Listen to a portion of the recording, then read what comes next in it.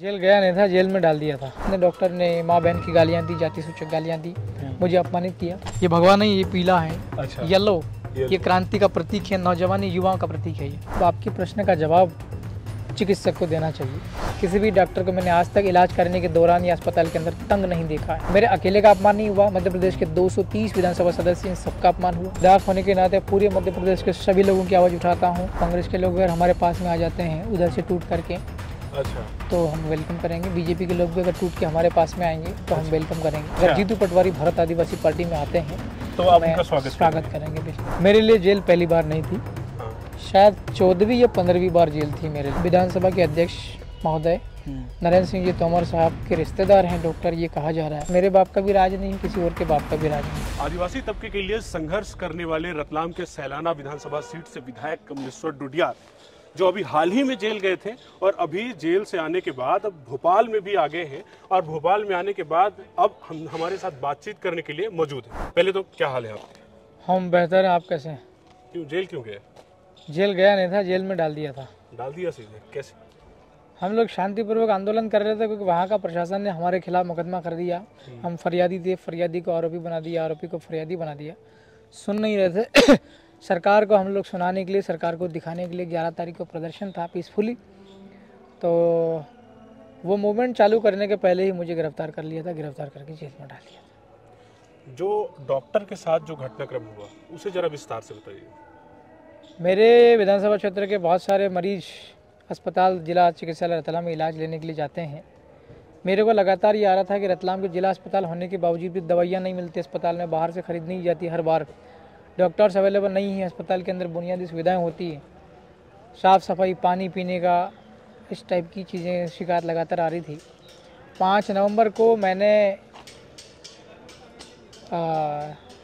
Civil surgeon जिला चिकित्सालय उन्हें पत्र लिखा था, अभी तक आपके यहाँ क्या क्या सुविधा व्यवस्था की जा रही मरीजों के लिए पिछले 5 सालों में। 5 को लिखा आपने? 5 नवंबर को। फिर तो उनकी ओर से कोई जवाब नहीं आया। फिर 5 दिसंबर हुआ था। 5 दिसंबर को मैं खुद चला गया था क्योंकि मेरा 1 साल पूरा हो गया था। फिर 1 महीने पहले मैंने पत्र लिखा था, उस पर कोई कार्रवाई नहीं हुई, कोई जानकारी नहीं मिली। तो मैं 5 दिसंबर को देर शाम मैं चला गया था, वहाँ जाकर की व्यवस्था देखी, बहुत कमियाँ खामियाँ दिखी, अव्यवस्था दिखी। उसको लेकर के और मैंने अवगत भी कराया डॉक्टर्स को फ़ोन पर। मेरा भी सर्दी जुकाम हो रहा था, मैं भी बीमार था और मैं भी अपना उपचार करने के लिए इमरजेंसी वार्ड में जाकर पूछ रहा था कि डॉक्टर अवेलेबल है या नहीं। इतना पूछने के दौरान ही उसने डॉक्टर ने माँ बहन की गालियाँ दी, जाति सूचक गालियाँ दी, मुझे अपमानित किया।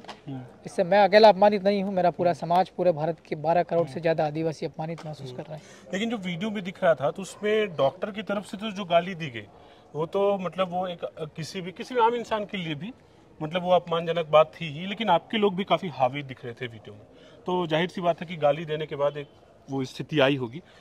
एक बड़ा जो सवाल उधर से खड़ा हुआ कि आपने पर्ची नहीं ली थी और डॉक्टर का कहना ये था कि वो बार बार पूछ रहे थे कि पर्ची कहाँ है, जिससे वो ट्रीटमेंट शुरू करें। पहले पता तो चले पर्ची कहाँ बनती होगी, ये मुझे अगर पता चल जाता पर्ची वहाँ बनेगी, मैं पर्ची बनाता। मैं सिर्फ पूछ ही रहा था, मैं घूम अस्पताल में अंदर में। जी, आप इतने पढ़े लिखे हैं, आपको ये नहीं पता था कि पर्ची कहाँ मिलती है? मैं अस्पताल के विजिट पर था, 4-5 वार्ड्स के अंदर गया, मरीजों को मैंने देखा, वहाँ की व्यवस्था देखी।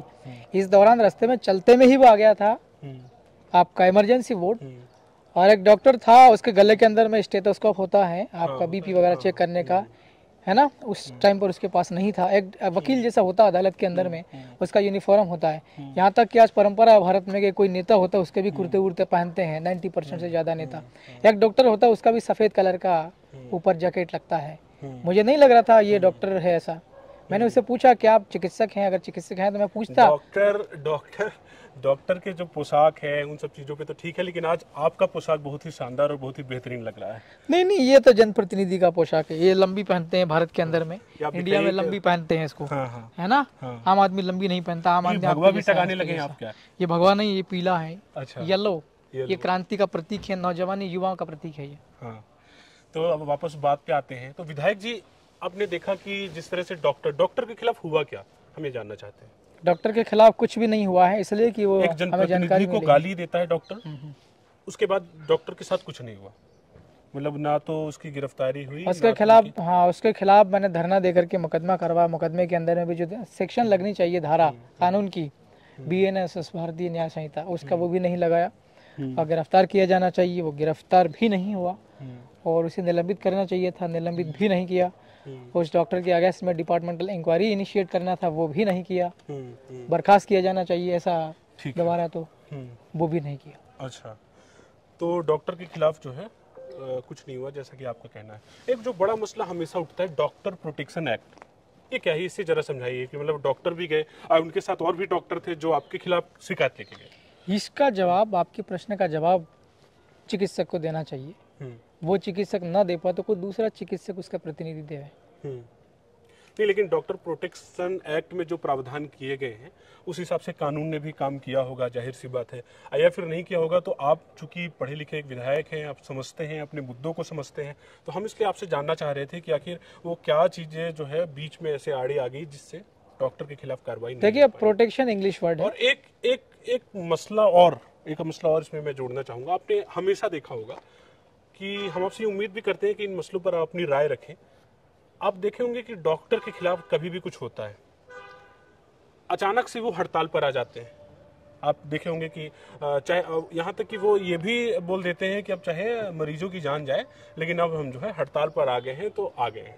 तो उनका एक अपना सख्त रवैया होता है। वो चाहते हैं कि वो जिस तरह से ट्रीटमेंट कर रहे हैं उनके साथ किसी भी तरह का छेड़छाड़, किसी भी तरह का जुर्म, इसे आप कैसे देखते हैं? देखिए, सारे डॉक्टर्स खराब होते हैं, ये बात गलत है। मतलब डॉक्टर के लिए अगर आवाज उठानी पड़ेगी तो सारे, विधायक कमलेश्वर डोडियार उठाएंगे। मैं एक जनरल स्टेटमेंट आपके सामने बता रहा हूँ। सारे डॉक्टर्स खराब हैं ये कहना बिल्कुल गलत है। सारे डॉक्टर्स खराब नहीं हैं। सारे डॉक्टर्स अगर खराब होते हैं तो अभी तक मध्य प्रदेश की कितनी आबादी लोग जिंदा नहीं रहते हैं। समय पर उपचार मिल जाता बीमार होने पे, दुर्घटना पे, तो ही तो लोग जिंदा है, राइट। जो डॉक्टर इस प्रकार की हरकत करते हैं, कभी भी उठ करके धरना आंदोलन चालू कर देते हैं, ऐसे डॉक्टर्स के नियंत्रण के लिए, नियमन के लिए कुछ न कुछ पॉलिसी बनना चाहिए। या तो नया अधिनियम बन जाए, या जो बने हुए अधिनियम है वो संबंधित विभाग के माध्यम से कुछ निर्देश इनके लिए निकले। आपको लगता नहीं कि डॉक्टर को भी प्रेशर रहता है? मतलब काफी मरीज जाते हैं तो एक प्रेशर में हो सकता है कि उन्होंने गाली दे दी हो। नहीं, आपने देखा होगा डॉक्टर ने ये भी कहा कि हमें पता ही नहीं था कि वो विधायक माननीय कमलेश्वर डोडियार। डॉक्टर कभी भी तंग नहीं आता। आपने अक्सर देखा होगा, बड़े बड़े आंदोलन होते हैं, आपने पुलिस वालों को देखा होगा, कभी उनकी बटन फट जाती, टूट जाती, पसीने में दिखाई देते हैं, लाठी पकड़ के मारते हुए भी दिखाई देते हैं, राइट। शरीर से भी तंग रहते हैं और दिमाग से भी तंग रहते हैं। लेकिन मैंने तो आज तक किसी भी अस्पताल में, चाहे वो निजी हो या पब्लिक वाला हो, किसी भी डॉक्टर को मैंने आज तक इलाज करने के दौरान या अस्पताल के अंदर तंग नहीं देखा है। डॉक्टर तंग नहीं रहता है। दूसरा मसला आपने कहा प्रोटेक्शन एक्ट, इसका उपयोग हो रहा है, दुरुपयोग हो रहा। मैं आपको बता दूं, प्रोटेक्शन इंग्लिश वर्ड, इसका हिंदी में होता है रक्षा सुरक्षा, राइट। अगर किसी चिकित्सक को अपना इलाज करने के दौरान, अपनी ड्यूटी करने के दौरान कोई आकर के हाथ तोड़ देता उसका, तो ये जो है वहाँ पर प्रोटेक्शन एक्ट लगना चाहिए। अगर किसी चिकित्सक को अपने इलाज करने के दौरान अस्पताल परिसर में या बेड पर मरीज के वार्ड के अंदर में अगर कोई उसको दांत तोड़ देता है, मान लो मारपीट करके, तो वहाँ प्रोटेक्शन एक्ट लगना चाहिए। किसी डॉक्टर की अगर आंख फूट जाती है मारपीट में इलाज करने के दौरान, तो प्रोटेक्शन एक्ट लगना चाहिए। अब मेरे अगेंस्ट में भी डॉक्टर प्रोटेक्शन एक्ट लगा है, पूरे देश ने देख लिया है। आप खुद बताइएगा कि मेरे अगेंस्ट में डॉक्टर प्रोटेक्शन एक्ट के तहत सेक्शन इम्पोज की मेरे अगेंस्ट में, क्या ये ठीक है? अच्छा, जेल जो जाने की बड़ी वजह रही, जैसे जो आपके ऊपर धाराएं लगी, क्या क्या धाराएं थी और जेल क्यों भेजा गया आपको? कुछ भी धारा नहीं थी, हम लोग लगातार लिख रहे थे यहाँ मध्य प्रदेश। सुनो तो कुछ भी नहीं, मैं फिर कह रहा हूँ, दूसरी बार कह रहा हूँ, कुछ भी नहीं है। हमने, हमारे साथ दो घटना घटी, इससे मैं अकेला अपमानित नहीं हुआ। पूरे मध्य प्रदेश के अंदर में 230 विधायक हैं। मुझे कहने के बाद भी 2 बार मैंने खुद कहा कि I am member of legislative assembly from Sailana constituency. मैंने कहा कि मैं विधायक हूँ। मेरे सिक्योरिटी गार्ड ने कहा कि विधायक आप गाली मत दो, उसके बाद भी गाली देना बरकरार रखा। तो मेरे अकेले का अपमान नहीं हुआ, मध्य प्रदेश के 230 विधानसभा सदस्य, इन सबका अपमान हुआ। दूसरा, मैं आदिवासियों की आवाज़ उठाता हूँ, आप जानते होंगे, अब पता आप कर ले, मैं आदिवासियों का प्रतिनिधि हूँ। ये अपमान मेरे अकेले का नहीं हुआ है, पूरे भारत देश के सारे आदिवासियों का हुआ है। मोटा मोटी आंकड़ा ये है, 12 करोड़ से ज़्यादा आदिवासियों का अपमान हुआ है। इसको लेकर के मेरी जो जिम्मेवारी बनती थी, पत्र वगैरह लिखिए, आवाज़ वगैरह उठाएं, वो मैंने अपना काम किया, राइट। धरना देकर के FIR करवाई, कोई कार्रवाई नहीं हुई, निलंबन तक नहीं हुआ वो। उसको लेकर के मैंने मुख्यमंत्री जी को लिखा, विधानसभा अध्यक्ष को लिखा, स्वास्थ्य और चिकित्सा मंत्री को लिखा, प्रमुख सचिव को लिखा और DGP मध्य प्रदेश पुलिस, उन्हें भी लिखा, कोई एक्शन नहीं हुआ। हमारी जो आवाज़ को नज़रअंदाज किए। फिर हमने 11 तारीख को ऐलान किया कि प्रशासन हमारी नहीं सुन रहा, पत्र लिखे हैं, शासन नहीं सुन रहा है, अब इकट्ठा होना पड़ेगा बड़ी तादाद में और प्रदर्शन करना पड़ेगा। 11 तारीख को हमारा मूवमेंट था पीसफुली, उसके लिए हमने सारे इंतजाम किए। मैंने लिखा बराबर हम आंदोलन कर रहे हैं, यहाँ कोई हिंसा नहीं होना चाहिए, कोई यातायात की व्यवस्थाएं बाधित नहीं होना चाहिए, सब ठीक रहे, लॉ एंड ऑर्डर सही सिचुएशन में रहे, इसको लेकर के चिट्ठियाँ लिखी। बाकायदा पुलिस ने सारी व्यवस्थाएं करी, पुलिस बल भी बाहर से बुलवाया, कैमरे बुलवाए, सब चीज़ें हुई। ये चीज़ें हुई, सारी चीज़ें हुई है। और मैं जैसे ही वहाँ पे गया, आंदोलन स्थल भी हमने चेंज कर दिया। हमें ये इनपुट्स में जानकारी मिली थी कि अगर सिटी के अंदर में आप लोग करेंगे, बीचों बीच में वाहन पार्किंग की व्यवस्था नहीं हो पाएगी। हमने उसको चेंज करके हवाई पट्टी किया। हवाई पट्टी आप सबको पता है कि पूरे देश में जो मतलब हेलीकॉप्टर या एरोप्लेन के उड़ने और नीचे बैठने के लिए जो सबसे ज़्यादा स्पेस लगता है, हमने बहुत बड़ा स्पेस चुना था। राइट, मैं वहाँ जाकर के अपना मूवमेंट शुरू ही कर रहा था और मुझे पकड़ के जेल में डाला। आपने कहा कि बहुत हल्का मसला है, जेल में डाला, तो कोई बड़ी बात नहीं, कोई बड़ी धारा नहीं है। 151 पुरानी और अभी वाली नई वाली में 170। अच्छा, उसमें केवल शांति व्यवस्था बनाए रखने के लिए किसी भी व्यक्ति को उस जगह से उठा करके साइड में कर देना। फॉर एन एग्जाम्पल, हम लोग अभी रेस्ट हाउस के आसपास हैं, अगर आप और हम के यहाँ पर इंटरव्यू करने के दौरान अगर लोक शांति भंग हो रही है, पुलिस आकर के और हम लोग को एक दूसरे कमरे में दे दे, दूसरा स्पेस दे दे, आप यहाँ करो, उस धारा का मतलब ये है। उस धारा का दुरुपयोग करके हमको जेल में डाला। 4 दिन बाद हमको छोड़ा जेल से। कितना आपके जो आपका क्षेत्र है वहाँ की जनता का और रतलाम की जनता का कितना साथ मिला?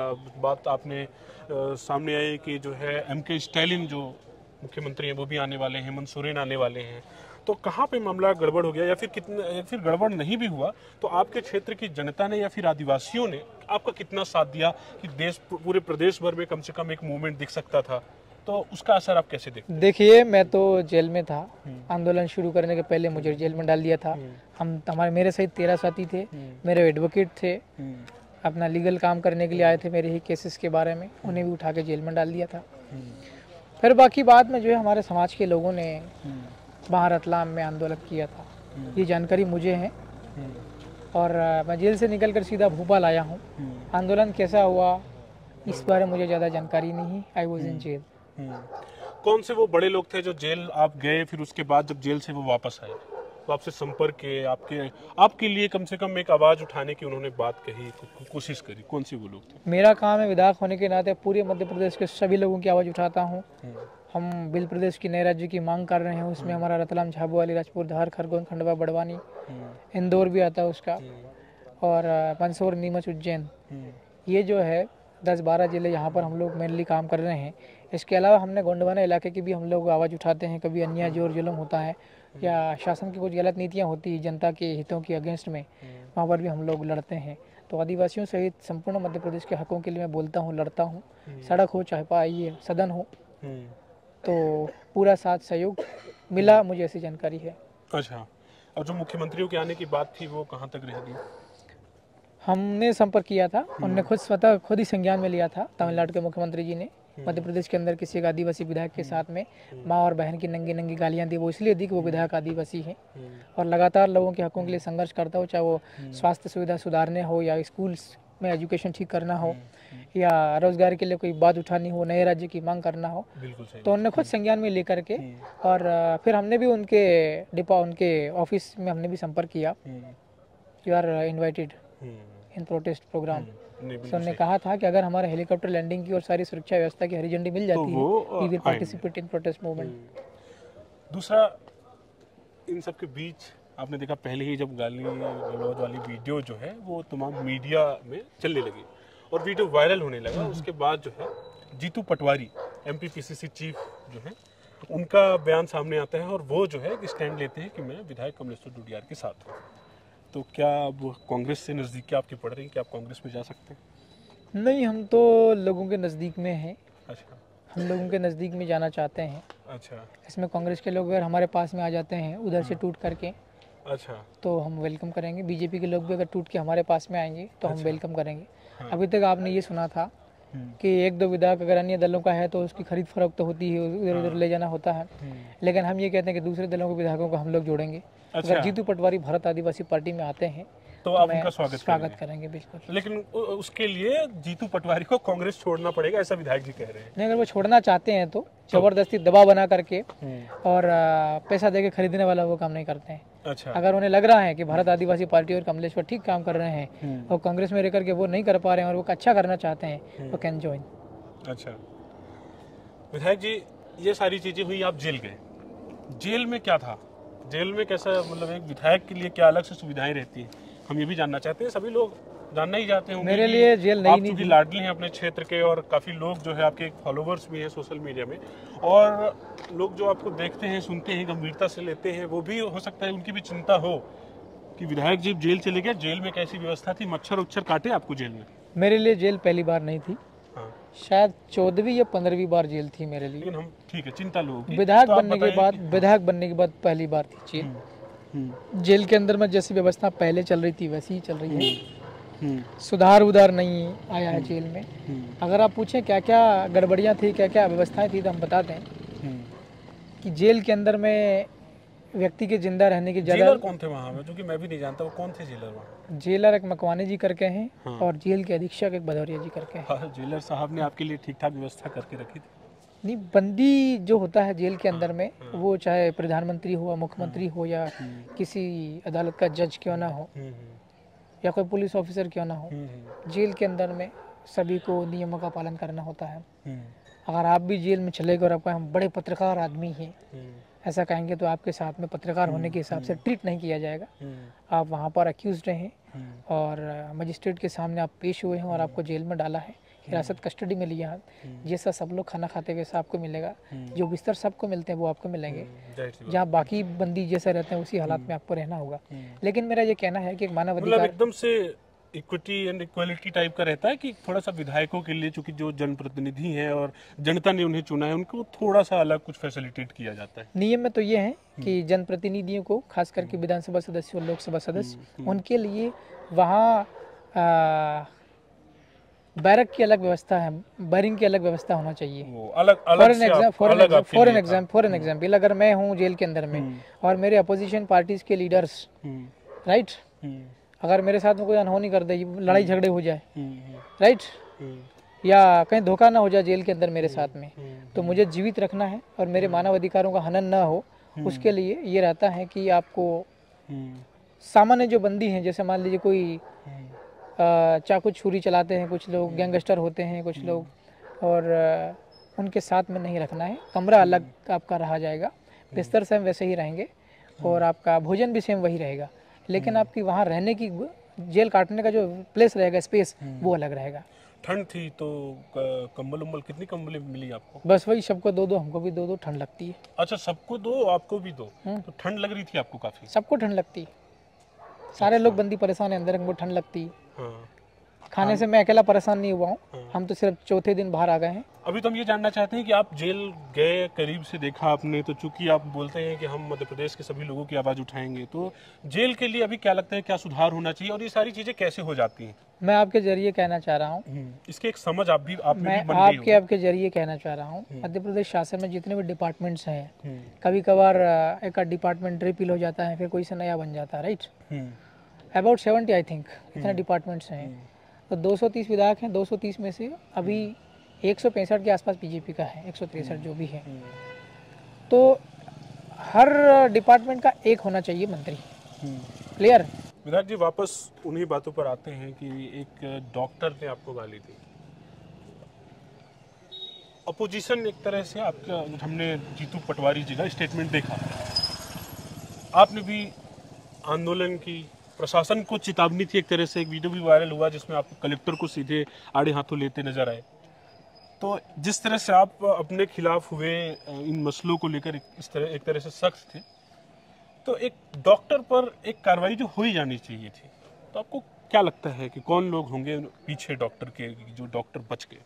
रतलाम सिटी में और प्रदेश के अन्य गलियारों में ये चर्चा है कि डॉक्टर ने विधायक को माँ और बहन की गालियां दी हैं, पूरे देश ने देखा भी है, और जाति सूचक गालियां दी हैं, दुर्भावना रखी है।